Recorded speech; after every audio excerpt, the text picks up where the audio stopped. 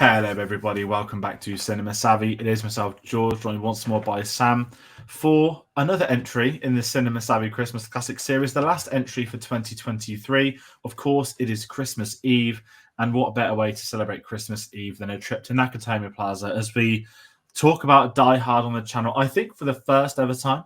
Now, this isn't a review, this isn't a retrospective. This is part of our Christmas Classic series where we just pick a classic Christmas film, we have a talk about it, we talk about its legacy at Christmas, and for the first year doing it, this was one of the first ones we knew we were doing. We knew it was going to be up on Christmas Eve. But before we get into that sort of stuff, Sam, how are we doing today? Very good, thank you. Merry Christmas Eve to everyone, even though it's not Christmas Eve right now, of course. But right now, hopefully whilst this video is being watched on Christmas Eve, I will be chilling or drinking or both, I don't know, but very much looking forward to the holidays. We're so close right now, and yeah, it's a nice film to end on as well. I think we've covered some great films, and this is just another one to add to the list. It's been a very mixed bag of films, I think, but yeah, definitely all good ones to watch. Yeah, exactly. And this is kind of the point of the series. We're not just picking films apart. We're not talking, well, we are talking about how great they are, I guess, but it's not, here's all the behind the scenes, here's all of the entire cast, here's all of this. And we like doing those for the deep dives, we like them for director retrospectives, but it's kind of not really needed for a Christmas film. But this one obviously is going to have a big question we speak of. We'll just say at some point we're going to answer the, is it a Christmas film? Because that is now a thing. So that question is Die Hard a Christmas film? But we'll talk about it a little bit later on. But as always, we do want to hear from people at home. So please do comment with your thoughts on Die Hard, your memories with it when you remember watching it, maybe some of your thoughts on the other Die Hard films.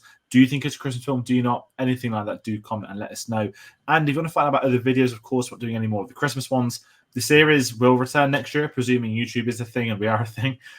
So there'll be a lot more, probably nearer 8, probably two a week for a couple of weeks longer than we've done with this one. So we can spice it up a bit, pick some more classics and maybe some slightly alternate ones too. So don't worry about Christmas for now, past this. But even planning ahead for the next couple of days, Ferrari's out in the UK on Boxing Day. That's clearly a big Christmas film, isn't it?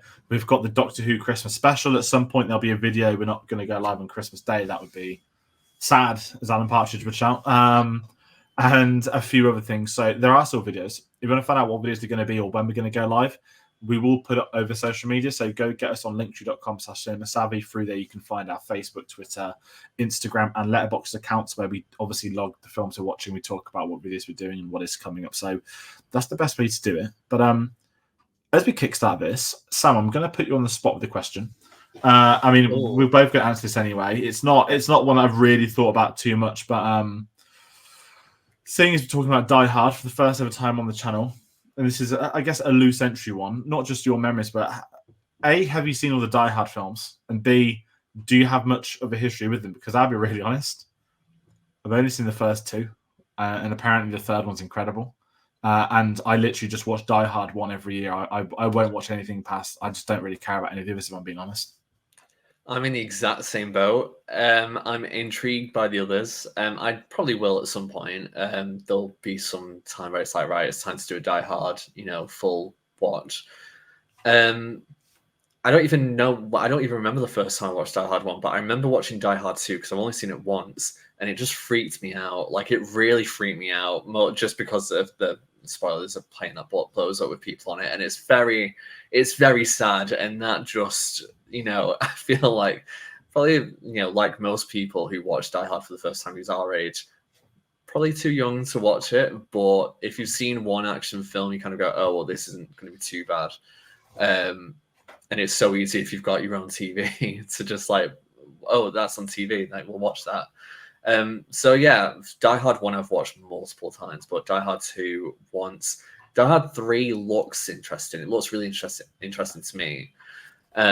But yeah, the others, is it just 4 and 5, or is there another one? I think they stopped doing numbers. I think it goes up to 5 because I remember, was there 4.0 and then 5 was the Valentine's Day one where it was at that point in time. I think Jai Courtney's in it, which is something. I could be wrong. I feel like that sort of early 2010s type vibe, and people didn't go, and obviously, that, I mean, we'll be talking a lot about Bruce Willis if I'm being honest in this video today. But obviously, this is a character in the series that has gone on for decades at this point in time, and he has obviously announced his retirement from acting. Wishing him the happiest of retirements as well is very much worth adding that. So yeah, we'll be talking about Bruce Willis a bit, and maybe segueing something a funner question without just making this a Q&A. Can you remember the first Bruce Willis film or show you might have watched? Oh my goodness, that's a really, really difficult one. I'm trying to think of everything that he's been in and be like, right, it could very well be Death Becomes Her. Could be. I don't know if you've ever seen that film. It's a fantastic film. It stars him. It stars Meryl Streep, and also, and I can't believe I'm forgetting her name because she's amazing. Love her. It also stars Goldie Hawn and Isabella Rossellini, and it's similar to, it's 1992, and they used to play that on TV quite a lot when I was a kid. So watch that. That's a great film to watch. I would recommend that to anyone. It's so like very comedy, dark humor. It's all about trying to cheat death basically and look young and live forever. And Bruce Willis plays completely against type, and he's hilarious in it. So it's probably that, although I've watched the Friends episodes that he's been in, you know, so that was probably like, that probably was the first time, but film, probably Death Becomes Her. But again, like the other films in this series, and, you know, like most iconic films, you know, Bruce Willis is in Die Hard. You've seen the poster, you've seen clips from it. Like, it was inevitable that I would watch that at some point anyway. So yeah, that probably was it anyway. But then yeah, Die Hard was not too far behind those other viewings. Yeah, it's interesting. I mean, you mentioned Friends. That's literally like, I think he's up there with one of my favorite guest roles ever in Friends. I know he's in a couple of episodes, which makes it a little bit different to some other actors, but I don't think anyone can ever forget that. And as a kid, obviously in Friends, and even sort of translating into the Die Hard question, like, before I watched Die Hard, I knew of Die Hard because of Friends, because of the whole Die Hard, then let's go watch Die Hard 2, and it's those kinds of things. And I do love Bruce Willis. And I know that my dad always says that he had like a background in comedy very much before Die Hard. So he is one of them where I think I've seen more of his films as I've got older, not even the action ones, like even ones like Fifth Element for the first time, Sixth Sense. I don't think I've seen Sixth Sense, actually. I saw Unbreakable for the first time like 5 years ago. So I've been like a latecomer to his films. But Die Hard, you know, it is the Christmas film, isn't it? It is what people talk about, and it is the eternal debate.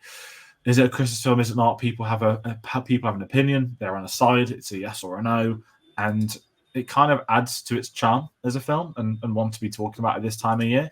That yes, it is one of the greatest action films ever made, as far as I'm concerned. But what we'll do, we'll continue the Letterboxd synopsises, and we're still ever going to carry on them with other series. We'll find out nearer the time. But the Letterboxd synopsis, full caps. 40 stories, 12 terrorists, 1 cop.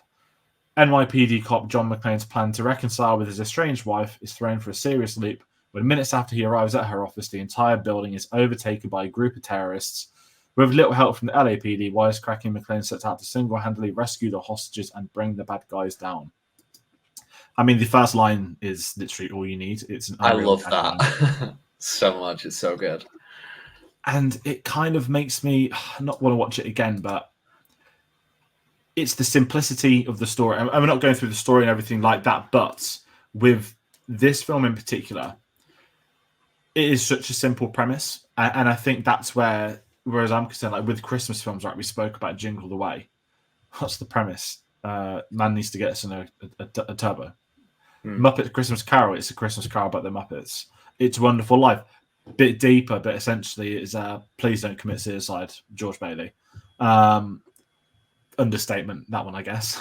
But it's something about this, but again, you read it and you don't think it's a Christmas film. Now, I didn't know this until a couple of years ago. It's actually based off a book, and the book itself was also set on Christmas Eve. So it wasn't like they changed anything to specifically be Christmas Eve. It was always going to be set on Christmas Eve. Very similar plots. I don't know if it's his daughter or his wife in the book. I'm not going to read it, so someone can correct me if they want to. But I just kind of want to jump to you. I know you mentioned you can't remember that the first time you saw it. What is your sort of history with this film?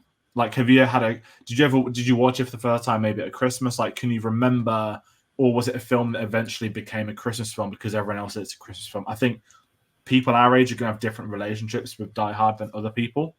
And it's something that you definitely see a lot more online than I think people do in person.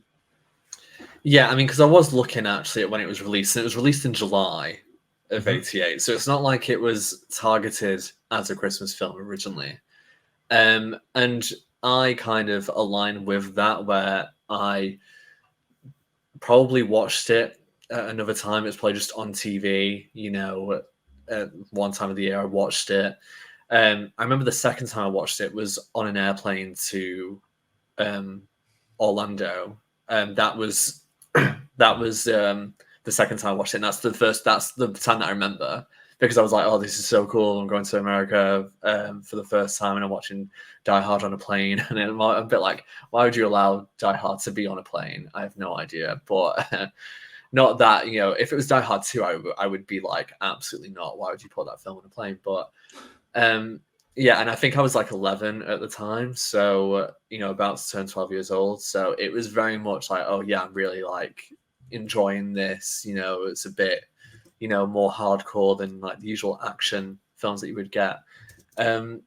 So that's really what I remember. And then I've watched it occasionally, through the years. Not so many times. I probably watched it all the way through a handful of times, but I've seen bits of it, all the time. And, if it's on TV, I'll probably watch a bit of it if I've missed some of it. So yeah, I think the last time I watched it was only a few months ago, where I was just at my parents' house, and it was on at like 20, I think it was starting at like 20 to 12 or something at night. And I was like, I've got nothing else to do. It's the weekend. But I'm just at my parents doing nothing. So I'll just sit here and watch that. And it was just really nice to watch it like in that environment. So that's really my history of it. But I probably watched it more around Christmas over the past few years than I have done before.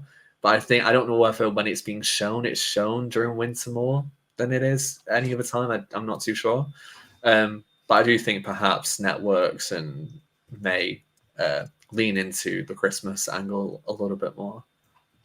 Yeah, it's one of them. I mean, especially like now, we've spoke about streaming quite a bit and how that sort of changed maybe younger people's approaches to Christmas films for the first time or stuff like that. But Disney really has not just a monopoly of 20th Century Fox, but if you look at that, Disney can advertise Die Hard into Christmas. They can advertise Home Alone into Christmas. They can advertise The Muppet Christmas Carol, and so many of this they've been able to essentially acquire or make themselves. And I like the fact that, in my perspective, Disney putting Die Hard at the forefront of all that marketing is like, okay, it's a Christmas film. Like they're going with, I mean, they'd be foolish not to market it, even if the execs don't think it is one. And that's kind of where I sit with it. My sort of memory of this, I didn't watch this for the first time, I think, till like my teenage years, if I'm being honest. I always talk stories of Thursday nights. I'd go to my neighbours, we'd put a film on. It would be like one of those like 80s action classics and 90s one. And it was a really good way for me to like, not educate myself about film, but I was able to tick off a lot of amazing 80s, 90s action films through this for like every week for a couple of years or every 2 weeks or whatever. And I feel like Die Hard would have been one that just blurred into the system while I watched it with them at some point. And it was only when I was at college, when I started studying film, where the Die Hard Christmas stuff popped through it. And I'm really taking it back. Brooklyn Nine-Nine, when it first started airing, I hate this sort of, with the great comedy, certain types of people can ruin them. Not saying the comedies get too popular, but the certain people online will regurgitate the same memes over and over and over and over and over. Yeah. And I say same memes, it's the same clips, it's not even a meme. And I call it the Facebook crowd. Not use Facebook much anymore, but Brooklyn Nine-Nine is one of them where its early seasons were incredible. It was one of the freshest comedies in so long. To me, there hadn't been anything like it. I absolutely adored it. I remember picking up season 1 on DVD and I watched it in like one sitting pretty much. Because back then, comedies didn't get 20 episode runs straight away. They'd get like maybe 10, 13 or something. And Jake Proles would always reference Die Hard. And I was at college then, and I think I either watched Die Hard before or after rewatching all of that. And then it's just become a weird Christmas tradition for me where every Christmas Eve I say, let's watch Die Hard, and everyone else in my family is like, no, looks at me weirdly. Then I go and watch it in my room by myself. But I did get a Die Hard Blu-ray box set at Christmas once because of this. So, when you're being bought Die Hard as a Christmas present because you argue about Die Hard being a Christmas film, it has stakes. It's not a very Christmassy cover. It's an orange box set with 5 films in, and as I said, I only watch the first one every year. But it's still here. You can actually see it if someone really zoomed in. You can see it in the background. It's just on the right of my screen. But it's a film that I think I get a lot of, not joy out of watching it so infrequently, but because it's that time of year to watch it, and it's the action film, it makes it stand out compared to other Christmas films. That yes, it isn't the snow's coming down, here's Christmas trees here, there, here's the meaning and spirit of Christmas. It's something so unique and so different, and I think this is really the film that kickstarted me enjoying like alternate Christmas films. I know I mentioned Kiss Kiss Bang Bang a lot. I'm trying to ignore that for the time being, but not every Christmas film needs to tick 9 out of the 10 boxes from what you'd expect from a Christmas film. That's my perspective. And I think Die Hard is like a fundamental in why I maybe have that taste, that you can look at the meaning of Christmas and everyone will interpret it differently. But to me, it's a man on New Year's Eve trying to save his wife's life to reunite with her for Christmas with his family. Like, take the 12 terrorists away, the Nakatomi Plaza setting and everything else. That sounds like every Christmas film ever, right? Christmas Eve, man wants to get back with his family. But obviously, this one's a bit tricky. And I'd say John McClane is the trickiest challenge of anyone on Christmas Eve. Has anyone ever had to stop a terrorist attack on Christmas Eve? Probably not. He's done it twice. Barefoot. It's interesting kind of thinking about the whole, I think it's more of a genre thing than anything else. I think when people will put certain genres of film into the Christmas film category, so I think more, rom-com or just pure, comedy or family film or animation, anything like that, that falls under Christmas. Things like horror, action, thriller, they may be set at Christmas, they may be full of references, but would people categorize them as Christmas films? Maybe not, but there's such obvious choices that how could they not be? And Die Hard, whilst at first may not seem like an obvious choice, I think once you've actually seen it, you can kind of go, well, actually, yeah, I mean, it's set during Christmas Eve anyway. There's music from Christmas throughout. Yeah, does it need to be completely in your face and have snow in it? No, not really. And I think if that's what you believe a Christmas film is, then I think maybe like widen, expand your horizons a little bit more. Because I think why should it not be? I think that would be my case for anyone. Like, why not? If it was set at the height of summer and everything else, I'd be like, right, yeah, sure, whatever. But it's not, So yeah, I can understand it being disputed, but I think now it's like, well, there's no harm in it being a part of pantheon of Christmas films. And I just think the fact that more and more films are released, got so much more on the time. It's now you can now recategorize things a bit more. Like, could you set? Well, I can imagine people arguing that Black Christmas from 1974 has Christmas in the title, is a horror film. Oh, well, we can't class that as a Christmas film because it's not one that the family could watch, or it's not nice. So it's like, well, it is, it is a Christmas film, and it might be someone's favorite Christmas film, and that's absolutely fine. And the same with something like Die Hard. There's lots of people who would say it's their favorite Christmas film. So yeah, it's not really it's just what we think, really. What we think, if we put it in that category, fine. If not, that's on you, really. Yeah, and it is something where I know that I don't want to sort of slag off the internet, well, film Twitter maybe or something, but we live in this era now of extremity of opinions. I don't know if there's like a term for it, like discourse. Obviously, discourse is just sort of generalizing it, but it's like you'll see a film. I'm going to pinpoint the Marvels as an example, not to offend anybody for either side, but I thought the Marvels was fine. But then when I went on Twitter, it was like, this is the fucking worst thing I've seen in my life. This is the best thing I've seen in my life. What are you all on? And I'm like, yeah, I'm in the middle. Like, I thought it was fine. And not that that's not an interesting opinion to have, but people seek the and I don't want to talk about sports. I think this happens actually in sports way more than social media now, actually, with like online stuff. But people are looking for their self-validation, and with something as broad as the internet, you can find it. You can find channels that will have your opinion. I saw this amazing tweet about Reddit once, and it was like Reddit's created a generation of basically like weirdos because it's like you could be a freak that, I don't know, like boils an egg, eats it in a certain way. There might be 3 of you in the world, but there'll be a Reddit thread on it, and you'll find the 3 people, then you'll assume that's normal and put that on other people. Dreadful example, but stuff like that has been normalized. I know this is a bit different because it's not Die Hard being a Christmas film. But I find it interesting that people always sit on one side of the fence, and I think that adds to the charm of Die Hard, if I'm being really honest, that it is somewhat different. And you think about this being 1988, this really has, like, again, I can't talk about it contextually, I wasn't around. But as you said, it was released in July. It wasn't a December release. You do look at some films. I'll even jump a couple of years forward to The Nightmare Before Christmas. Yeah, it's set on Christmas Day for like a scene, but it's also Halloween, and then that film's conversation is it a Halloween film? Is it a Christmas film? It's like, well, it's actually both. Yeah. I mean, I was just looking at the Poseidon Adventure, and that's set on New Year's Eve, and it was released in December. So, you know, I would probably class it more as a New Year film than a Christmas film, but it's still within the realm of it's, you know, the winter holidays, you know, and you know, there's a massive Christmas tree in that, you know, so it is interesting how, you know, films will be marketed a certain way. I'm sure because it was released in July, it wasn't marketed in any shape or form to do with Christmas. Maybe I'm wrong, but it feels like the story itself is good enough without having to rely on a Christmas angle. Whereas some, you know, we know from marketing, some rely on a time of year, whether it be an anniversary of a film, an anniversary of whatever, you know, or, you know, this is going to be a great time when nothing else is out, you know, we'll pinpoint this time. Feels like Die Hard wasn't that.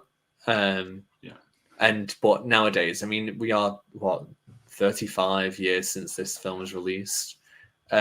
People can have conversations about it now, for better, for worse, about what it is. But I think at the end of the day, it's a great film. Whether people think it's a Christmas film or not, I don't think really matters at the end of the day. I probably would lean more towards yes, it is. But, you know, as long as you enjoy the film, I guess that's the main thing. I would love to hear from people who don't enjoy the film. Though, to be honest, I feel like those are few and far between. Yeah, and it's just one of them films where we haven't really spoke too much about it. I mean, we spoke about Bruce Willis briefly. Let's talk actually some of the people within it. We'll kick start with Bruce Willis, John McClane, his most iconic role. You could quite comfortably argue. Some might say some other ones, but really, when you've played John McClane, 5 times in 25 years, I think, across the series, up to 2013. I know that one of the films was set on Valentine's Day. No idea about the 4th one or the 3rd one, but the 5th one was. 2nd one, Christmas as well. It's obviously a character sort of maybe defined his career, and obviously it's really. I know we had spoke about Jake Lloyd last week, and it was, well, not last week, on Wednesday, and it's a pretty tough discussion what we were talking about, the way his life's gone, and we were trying to look at his actual, you know, trying to look at his performance in a 90s film and how he didn't get to have the career that maybe we wish he had, or at least deserved, or could have gone on to have through no fault of his own. With Bruce Willis, is really interesting that we spoke about like his sort of background in comedy somewhat before this. Now, someone that people don't associate, because he's an action star, he is not your Arnold Schwarzenegger, he's not your Stallone. For John McClane to pop up in 1988, who, again, background had done maybe more comedic stuff, had done TV shows, wasn't an outright film star. This is the film that turned him into one overnight. And I'm struggling to think of actors, and there'll be some really obvious ones people are going to pinpoint to me, where they've gone against type, done an action film, and it's like 180'd them. Now, someone might slyly comment Keanu Reeves, but I'd say John Wick has resurged his career. He'd already done so many incredible action films before. He just was off the limelight. But for an actual career path 180, there's probably a really obvious one I'm missing that someone's going to say straight away. And you just look at and kind of obviously as well with Bruce Willis, with the announcement of him having aphasia and dementia in the last couple of years with his retirement. I know you can now look back at his career because he's retires, and it is Die Hard that jumps out. People are going to talk about, as I mentioned, the Sixth Sense. They'll maybe talk about the Fifth Element.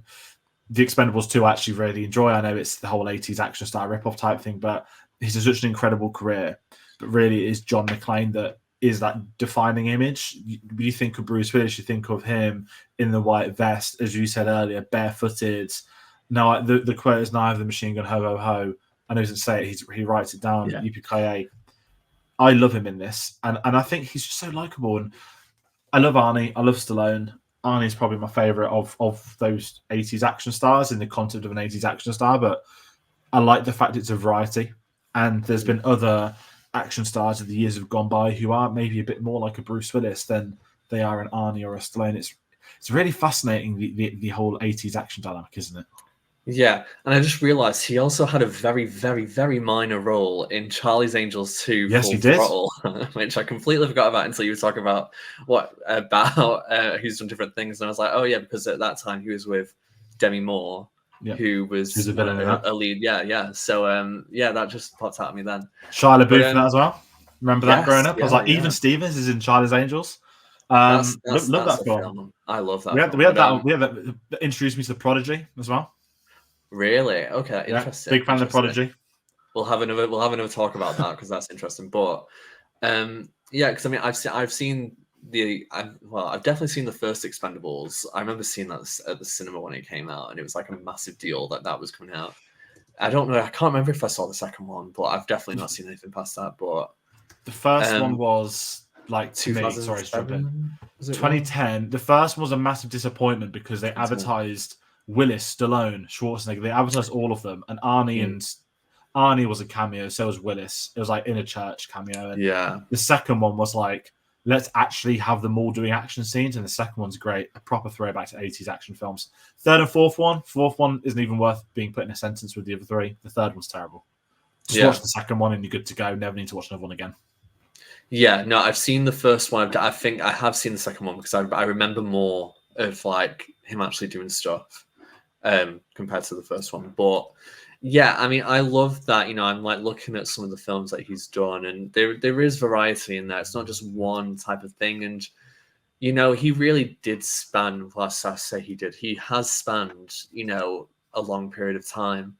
And I know there was conversations even before he announced his retirement, and we heard what was going on with him. But there was kind of conversations about, he's just doing certain projects. He's doing these real kind of direct to streaming ones, wasn't it? It was a lot of like low grade films that why is he making those decisions? Because it was always like, it's another type of this film, another type of this film. Whereas before, it seemed like he was quite happy doing a variety. Maybe he was just more comfortable in doing those types of films at that time, which is perfectly fine, and I don't think anyone can really judge him for that.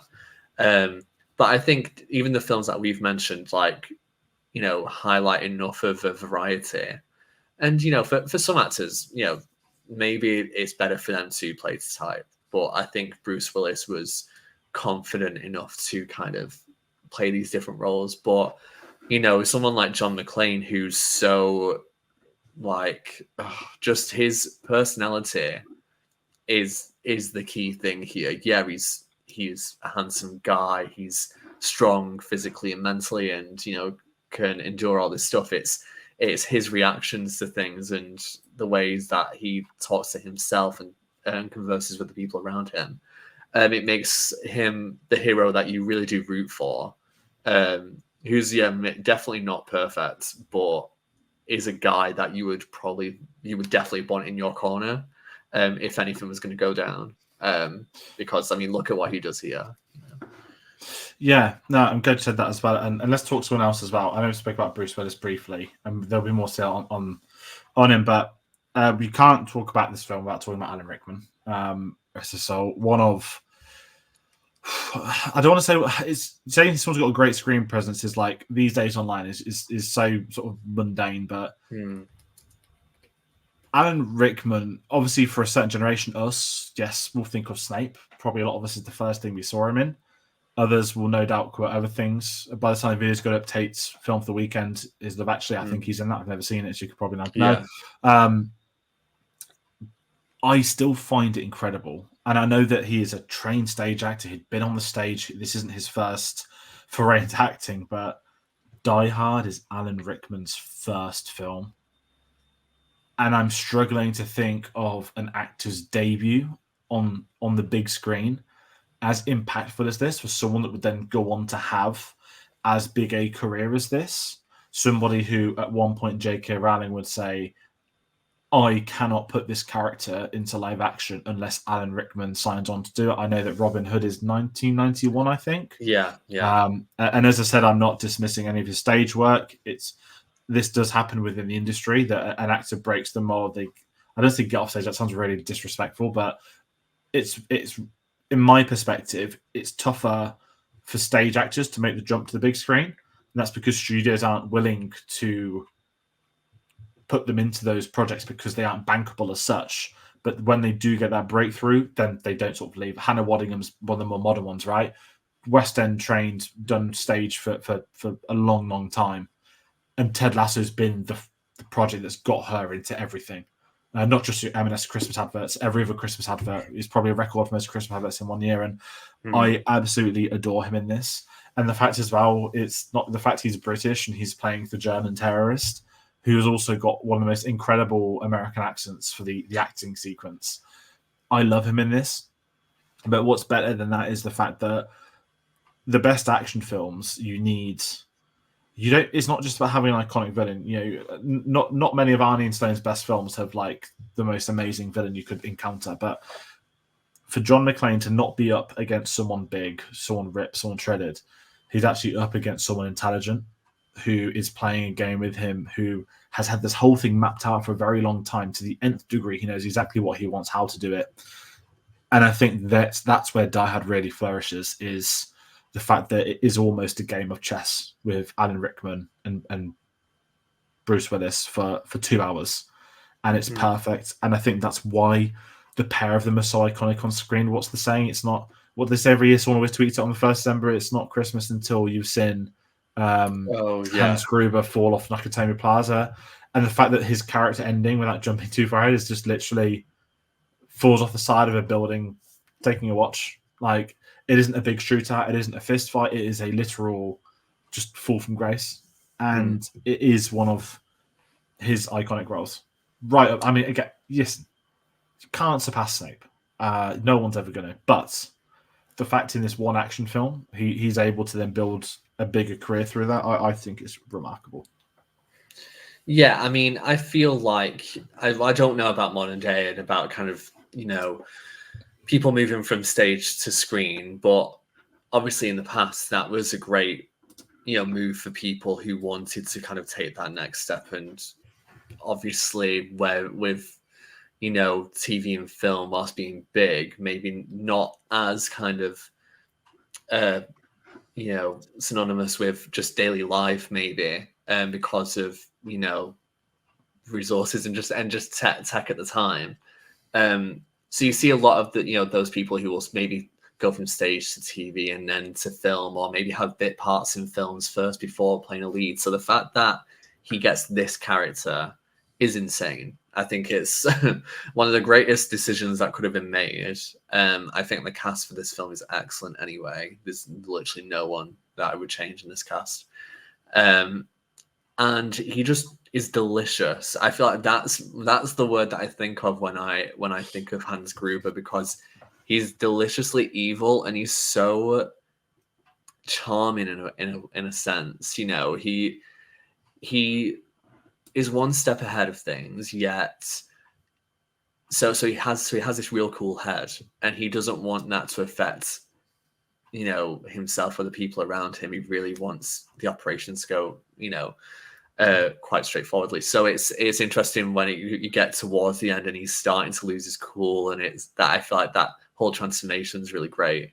But he doesn't totally lose it either, which I just think speaks to the character and the acting. But yeah, I feel like the dynamic between him and John McClane is wonderful, because you look at the other action films, like the big ones at the time, and you're thinking of things like I don't know, like Aliens, or Predator, or Rambo, or the Terminator, and you think of all like the big key films for those actors, Rocky. There's always someone who's kind of the dark side of the hero. It's we're the same but different. And Hans Gruber and John McClane are so different. They may share a a bit of humor together. I think they both lean into that a little bit, John a bit more. But yeah, it's the case where opposites attract in a really good way. It's that their interactions mostly by walkie-talkie, really draw you in, and really go against the conversations between McClane and Powell. And yeah, it's you. Hans doesn't really do much, all the way through the film. He is less. He's not the action man. That's why he's got the people around him that he does. He has someone to do every single thing. Clearly, he can somewhat take care of himself. Anyway, I'm sure he would have had to. We hear a little bit of the character's background. But yeah, his entire journey in this film is fantastic to watch, and I think the ending is so fitting for the character too. Like he just ends up leaving. He leaves the building with nothing, which I think is the main thing. He couldn't get out of there without not having anything. And yeah, I think you were so right with like Fall from Grace in many aspects. And yeah, Alan Rickman's performance, amazing. And, I probably saw him first in that Robin Hood film, to be honest. I probably remember that before Harry Potter came out. But yeah, he was an amazing actor, and it is so sad that, he left too early, which people say about anyone, but especially in Alan Rickman's case, I think he definitely had more to give. Yeah, and I know it was the same week as Bowie, wasn't it? And I remember both of those, like, and not to get morbid, like everyone remembers where they were when they heard of it. But I think for those two, certainly in like Britain, that was like a literally earth stops moment when Bowie What the passed hell away. is going on? Yeah, there was the same. One was a Monday morning, the other was the Friday, and then obviously 2016 went on to be that year, didn't it? And it was just, and again, I think with Alan Rickman, you look at him and it's saying Bowie to not to get morbid, but they kept wanting to keep their diagnoses private. They didn't want anyone to know, and no one was to know. And it sounds really weird to compare to sort of Bruce Willis, but what we mentioned those direct streaming things earlier, I remember there was this crusade online, and I'd probably seen one or two. I don't know if I'd have posted it. I wouldn't be surprised if I did, but it's done like 10, 12 direct to streaming films in a row, like 5 coming out each year. And you read into these productions where like these A-listers are paid like a couple of million for like 2-3 days filming. And at the time, I remember a lot of his actual fans were coming out like, there's something not right about all this. Like, why is his agent making him go on sets to do these? Why is he signing it? Like, what's going on?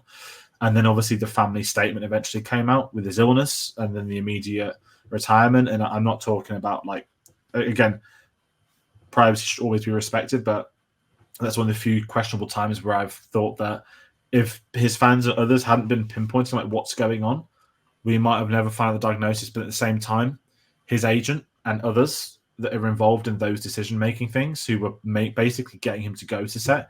Reminds me of Stan Lee, if anyone remembers the last few months of the court cases and other things. But sometimes the fans do help, sometimes they don't. Not going to get into the concept of fandoms, but for Bruce Willis's case, the fact he now has his happy retirement, he went to Nakatomi Plaza. I don't know what the real building's called, but he was there, I think, last year in a post that went viral. Who's of his family. And he was sort of going back to his roots with obviously the film and the impact Die Hard had on him. And it's just great to see that he is still able. He does have a presence of sorts online. And then you look at, as I said, the case of Rickman, it's just two complete opposites with respect to sort of their lives. And I think kind of with Die Hard, you mentioned about these two being two opposites. It's kind of what makes Die Hard perfect, right? Because it's a Christmas film that shouldn't be a Christmas film. And you've got these. This shouldn't be your action hero from the 80s, but it is. This shouldn't be your action villain from the 80s, but it is. Henchmen, they're all on point. You've got actors that have popped up in loads of other stuff. You've got your smug FBI agents and the stuff like that. Everything that works with an 80s film. Tini's director, who was obviously done Predator just before this, would then do Hunt for Red October after. Thomas Crown Affair for the Bond fans who were Brosnan film. I think he did 2 Pierce Brosnan films actually.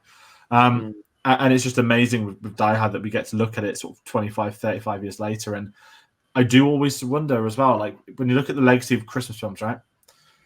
It's not only about Christmas about the film. I think it actually comes down to the people in that film. And I think if you look at the careers Rickman and Bruce Willis had after Die Hard, that's a big jump of why people would go back to Die Hard, because I think it's like going back to where it began for them both. Bit different perspective wise, but it's I've always felt like with certain Christmas films that I'd go back to The Grinch because it's not just a Christmas film, it's Jim Carrey's Christmas film. And Jack Frost, I've not watched it in years. That's how I first knew Michael Keaton before I knew he was Batman. And it's really interesting this time of year that people have these actors they go back to. And I think that is a draw with Christmas stuff. Obviously, it might not be the case, Home Alone. People will look back at Home Alone now and they'll be like, hey, it's not just Macaulay Culkin, it's Kieran Culkin, the star of Succession, and he's in like the younger brother in it. And there's so many great things that you can take back. And then obviously Home Alone. I mean, I know we haven't done an episode on Home Alone, but the fact that Joe Pesci, one of the most recognizable gangster actors of all time, is in this family comedy at Christmas. And it's just wild. And I do think there's something about Christmas films.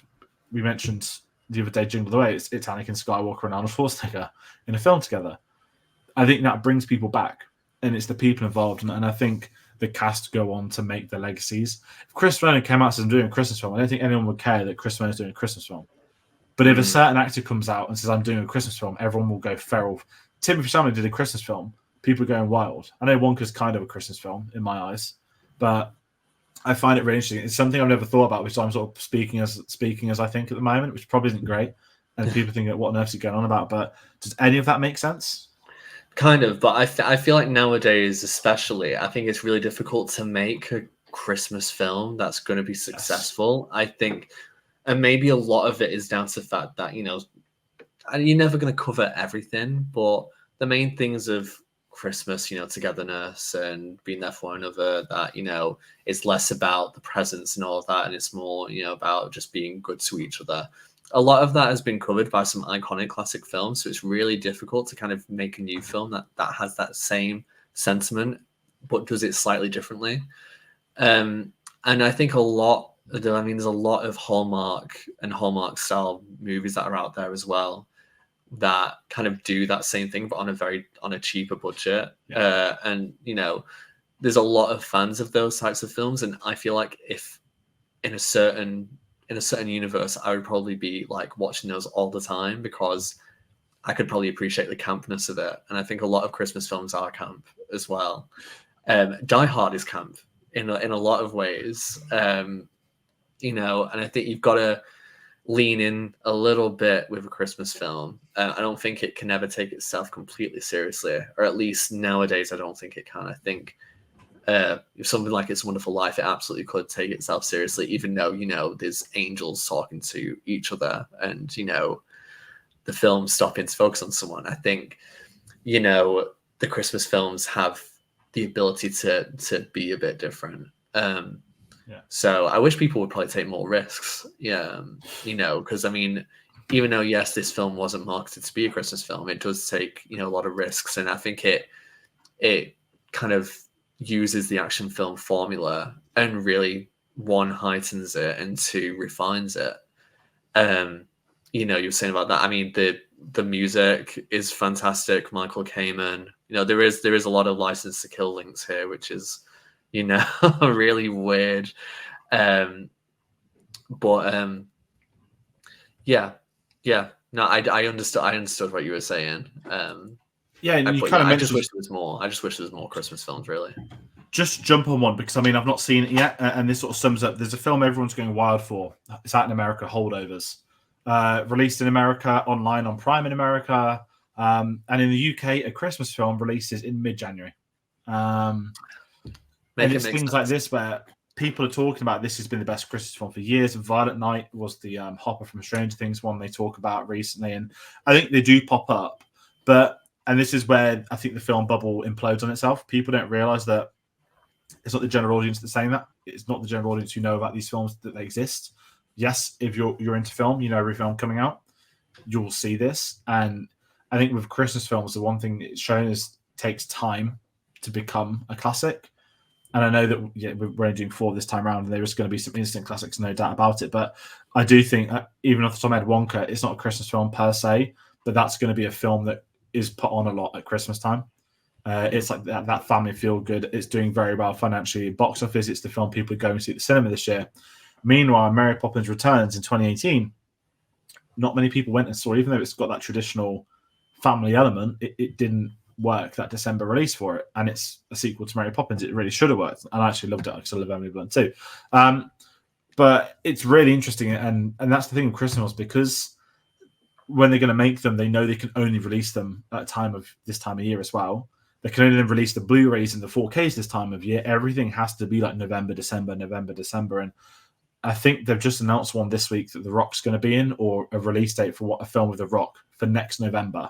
And it's a big Christmas film. And it really intrigues me that, as you said, I think the studios, they just don't make enough. And in my head, I'm not saying we'll do something new, but it's like, I'd imagine I mean, again, I'm not a writer, obviously, but I'd imagine it's really tricky to isolate an idea for a Christmas film and then get the financing to release it, and it's something that feels new. And I think this is where stuff like Die Hard age as well, where your premise is, yes, a traditional 80s action film, but it's now the Christmas film. And it's a fantastic action film anyway, but it adds that element that it's Christmas. And I'll say Kiss Kiss Bang Bang again, it's the complete opposite of what a Christmas film should be, but they utilize the Christmas setting. I think as long as you utilize it, rather than just say it's set there, actually have it involved as to why they are there, like Die Hard to reunite with his wife for Christmas with his family. Things like that work. Even the logic of the Christmas party makes sense. The whole office is empty except one. That kind of probably would happen at a skyscraper type thing. And I just find it really interesting that the concepts of what makes a Christmas classic. And again, when it is something, obviously this is fictional, but when it's like not animated, what's the words? When it's set within the compounds of, it's not Father Christmas, it's not this, it's not that. This is actually like meant to take place in the world we're in. It's not fantasy. I guess it's more of a genre, isn't it? But and I think this is the reasons why Die Hard just jumps out that much more, for all the right reasons. And I'd imagine, not that I've done the research, but I'd imagine there are countless films that directors who may have done Christmas films in the 35 years since have been able to look back at Die Hard and say, well, that's a Christmas film, so this could be a Christmas film that I'm doing or want to do. And I think that's imperative to it. But as you're right, there are not enough made. And I'd be very curious as to know, maybe not why, but how. Because I reckon a lot of them these days would just go straight to streaming and just disappear into Netflix's void of, hey, this is coming out tomorrow. This came out, then it gets to Monday. This came out as Friday. Never spoke about it again. Yeah. And I guess, with a lot of films, I would expect some people might think, oh yeah, well, how about we've got the scripts anyway? Why don't we just like edit Christmas into it or something like that? And I think the audience aren't stupid. And I think if it doesn't feel like, we know that Die Hard was, based from a book that it was set at Christmas and stuff. It doesn't feel like Christmas was, just written into it to be like, oh crap, we're going to do this. And I feel like some people could probably do that, would probably try and pass off something. And, it might work, but, I think there is a risk to that. And you're also right that, you have a very limited window of time where you can actually get this release, do the promotion. It all feels right. It's very, I don't even know if it has like rare that a film would be promoted as a Christmas film in any other time outside of winter, or at least early winter, end of autumn, early winter. So it feels, it feels like it probably is tricky for filmmakers and for companies to actually go, well, actually, we will invest this amount of money because we believe in this film, it's going to work. I feel like Christmas time, winter is probably the most unpredictable time when it comes to film. You're never going to know if you're going to get a classic or something that's just going to, like you said about Mary Poppins, if it's just going to do okay or not good at all. Something like Wonka, I think makes sense. And I think the original Willy Wonka film has, I think, connotations of being shown at Christmas. And I think especially because it's the musical element of it a little bit as well, that there's songs and stuff in there that really kind of elevates things a bit more to make it more Christmassy. So yeah. Yeah, I'm with you with that, and kind of where I want to go with this. I know we've spoke about a few things. We haven't spoke about any scenes as such, and I know we're sort of keeping eyes on the clock with this one, with this series. But do you have a favorite scene or a scene you want to talk about briefly? Anything that jumps out in particular? I know the whole film sort of does, and I know there's iconic images throughout. But is there anything that jumps out massively at the top of your head? I've got a couple. Yeah, I found this so difficult, and I'm still not entirely sure, just because it's really tricky to pinpoint a moment or scene that you think that to me stands out above the others. But I do love, and I did mention it before we started recording, but it is the scene where the FBI agents Johnson and Johnson, Grandel Bush and Robert Darby are in the helicopters, and they're just like, yeah, we're gonna get him. And these two characters have not been in the film for too long, but they're assholes immediately. Yeah. Like, they're so arrogant. They think they know it all, and they probably know quite a lot. But Hans Gruber and these guys know more. So because they've been so arrogant, you're just like, well, do you know what? If you go, fine. So the fact that they're in these helicopters and like basically like, yeah, we're gonna get them, this is gonna be it, and we'll just lose 20-25% of the hostages, that'll be fine.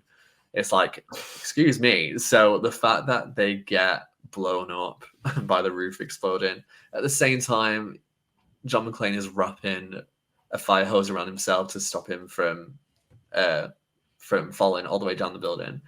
I think that's an excellent moment. I think because there's humor, there's fear for the hostages. They're all up there, including oh my god, what's she called now? Including Holly's like pregnant colleague, and I'm just like, oh my god, just don't make sure anything happens to her. And yeah, it's a great explosion too, like right on the roof, and John McClane almost like falls to his death and stuff, and it's a really intense scene. But I find the humor in it just because I'm like, I really want these guys to be out of the film now. And yeah, so I really love that. And of course, I feel like I say it every time. I do say it every time. Just the ending is it's a great final act. The death of Hans Gruber, and just the way the film ends with a Christmas song. In the limo, Pal gets his kill. It's all everything's wrapped up very nicely.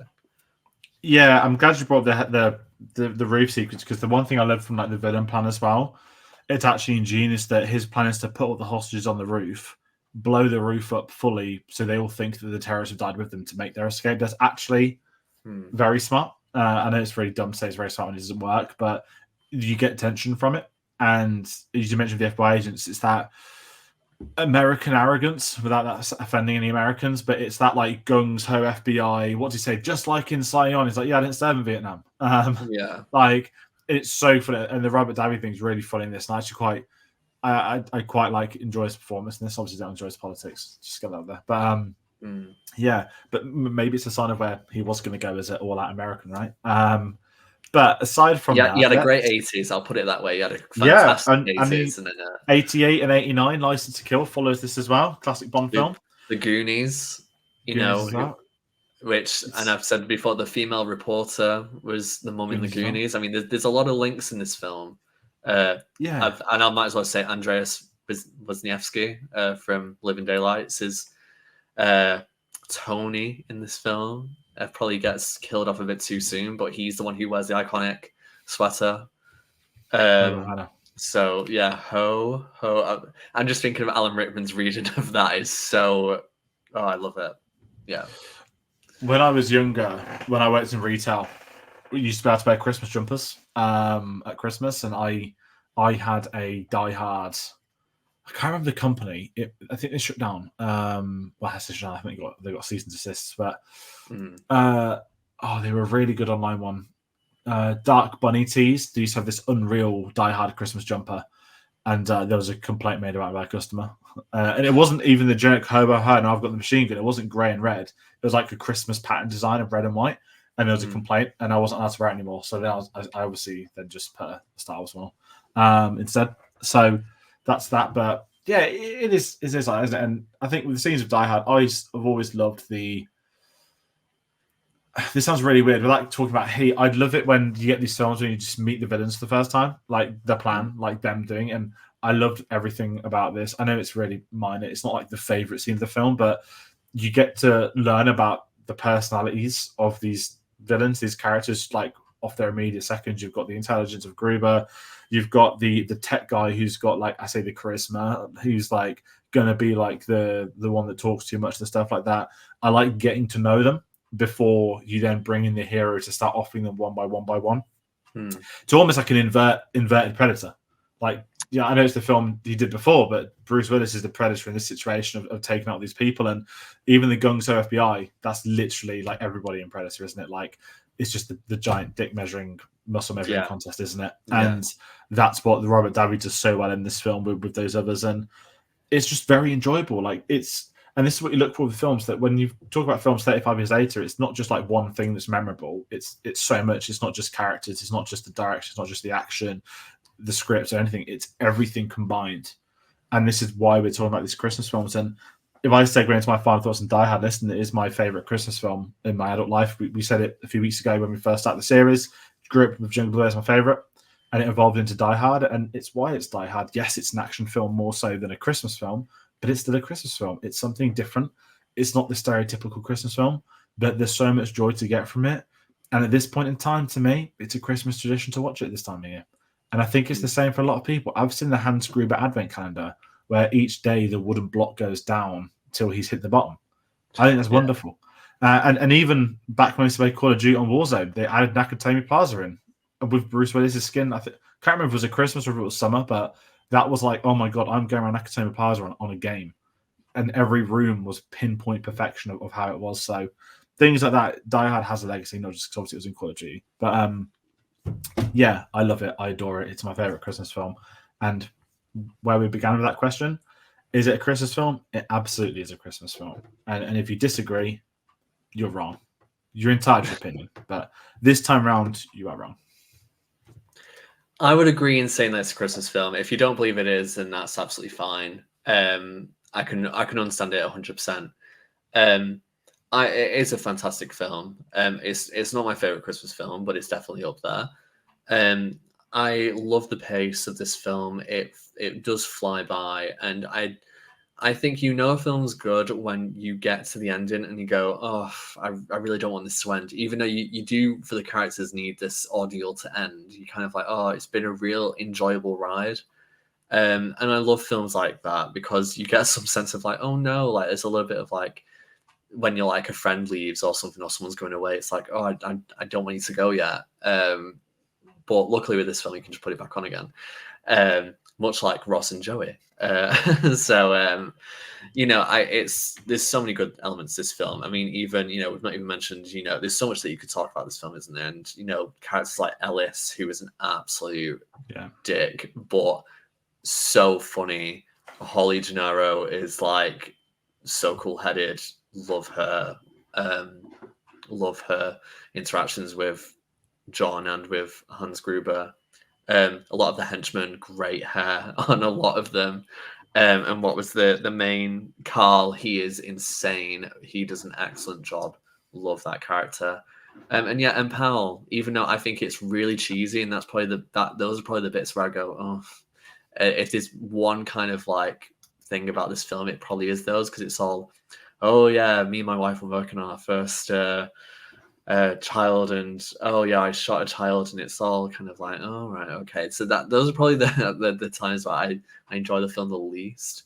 But Powell as a character is really lovely, and I'm glad that he has his own arc that finishes at the end as well. And yeah, I even Argyle, who's just sat in a limo for most of it, he's really funny, and I like that he didn't need to be in the film, really. He could have been a much more minor character. Yeah, they keep him in and just go back to him every so often. And he does something to help towards the end, so I think that's really good too. So yeah, overall, it is a fantastic film. It's really easy to watch for an action film. I know some people would probably find it a bit difficult. There is blood and there is death and all of that, but overall, it's very well made. Definitely one of the best action films of the 80s, if not the best. and one of the most iconic action films of all time. So yeah, go watch it if you've not, and if you've watched it, go watch it again, and again and again, rather than watching the other diehards for some people. So yeah, and that's what we continue to do. And maybe one day things will change. Who knows? But that is going to do it for this video, for this chat on Die Hard. So we've just been going for an hour now, which is great. When we started the series, we knew it'd be a bit different. We still managed to hit the hour mark, which is great. And there's so much to talk about when they are classics, especially one such as this, with the questions, with the cast, and what they go on to do alongside that. So we do want to hear from people at home. So please do comment your thoughts on Die Hard if you're watching it today. If you're watching it on Christmas Day, okay, cool. Odd, but okay, cool. Thank you. And past that point, do you watch Die Hard outside of Christmas? Maybe comment with that. So please do get involved. And as I said, if you like this video, do hit the like button. If you like these, if you've watched our other Christmas videos, comment what ones you'd like to see us do next year. We don't do a schedule a year in advance, but I'd imagine it's something people will be chatting about amongst the channel, like what would we want to do in a year's time, etc. So comment what Christmas classics you think we're missing. Did we miss the ball with any others from year one? Yes, there's only 4 to do. It's a little bit different, but we've crossed off some big heavyweights already. So that is this series for this year. It's weird. It's like a festive thing that's not really a thing yet, but becoming a thing. So once again, Sam, thank you for joining me. Not just all 4 of these, but for coming up with the idea. And also, I know I haven't said that, we'll get on dot 2, but if you're not on another video this year, you've been on the channel the most after me and Tate. So thank you. Kickstarting back to January with The Last of Us every Monday. Yeah. We're live. Can't believe that's still this year. Actually, that's quite remarkable when I think about The Last of Us now. But it's been amazing having you on and doing the series with you, chatting about this, Star Wars, so many other things. So a massive thank you from me, and to everybody watching at home, a massive thank you for your support across this year. I hope you have a lovely Christmas. If you celebrate Christmas, enjoy the time off, enjoy the food, the drinks, the TV, the films, whatever you like to do, whatever presents you're hoping for. Maybe comment along with what stuff you're hoping to get film related. I don't know. There'll be lots of new videos in the new year. There might be some reviews next week. There's a few things happening on the channel. So when we've got updates, we will share them. But once again, from me, thank you all so much for your support, for everybody helping out, and we'll see you on the next one. Take care.